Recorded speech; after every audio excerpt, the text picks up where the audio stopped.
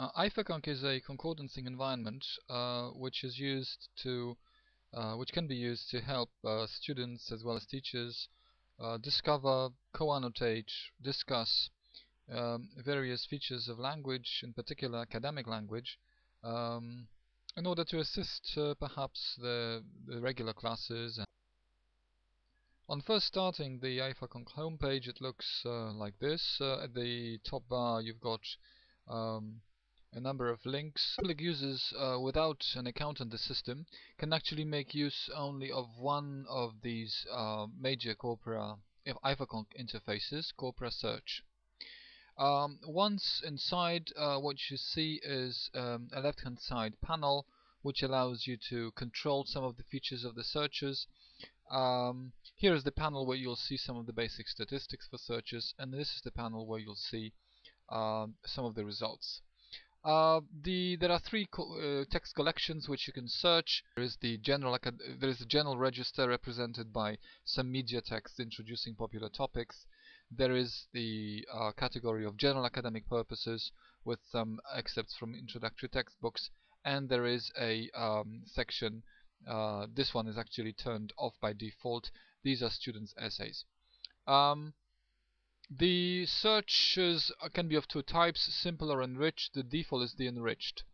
The enriched syntax means that you have a number of additional features available, and one of those is the ability to actually search for certain constructions or words associated with some specific positions, in particular start and end of sentence, start of end of paragraphs, and so on. Typical searches that are those for single words. These, however, will produce, actually on this system, they will produce only results for one word form, for the word form turn. So you won't see any examples of turns or turning. If you want to open this up and include all the word forms of this particular that belong to this particular lemma, or if you want to simply see a family of word forms, you would add the @ sign.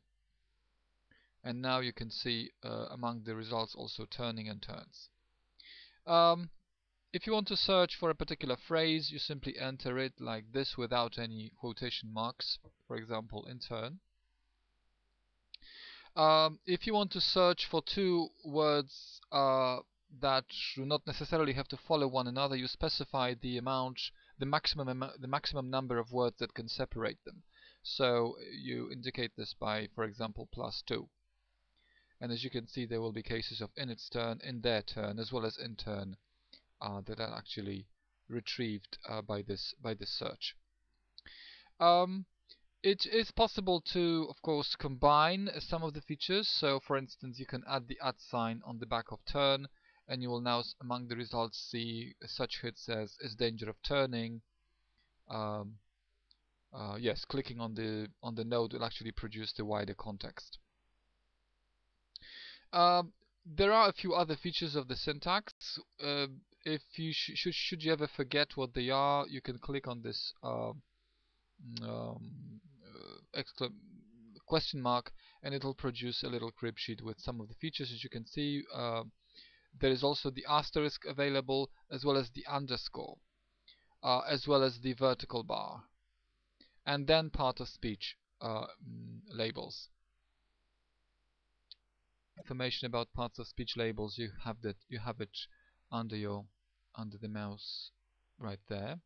You can compare the uses across the corpora. You can turn on the third of the corpora in order to add it to the results at any point. This particular search doesn't produce anything, but if we, for instance, do a very simple search like this, if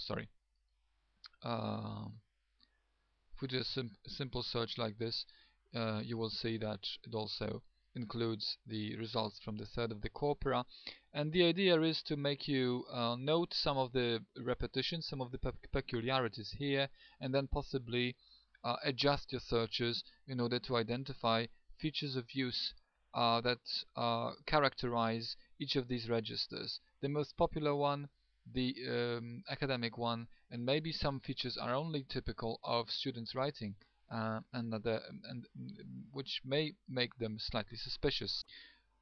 If you want to make use of more features, you will need to register on the system. If you have a public user account on the system, you can execute your searches, run your searches over the corpora available. Each of your searches will actually now be a web link which you can pass on to others. At the same time, each of your searches is actually recorded and stored in the so-called history of your searches. You can also Each of the searches can also be annotated. You can choose to annotate. For example, for this search, you might want to annotate that the expression "in turn" is slightly more frequent in academic texts than in non-academic texts. You would choose to annotate, and you would just state exactly that: more frequent in academic texts. You might want to add more if you'd like to. There is a set of recommendations at the top. Save and exit. And at this point, your observation together with your search is stored in your annotated history. If you click on the history link, it'll produce an interface like this. The most recent annotation always comes first. In this account, I already have gathered a set of 10 annotations. In each entry carries information about the last time the annotation was added, what corpora have been searched, what the query pattern was, where in the text the search was the query was searched for, as well as a few other parameters. Your corpora search can be repeated any time later, as well as the annotation can be changed any time later.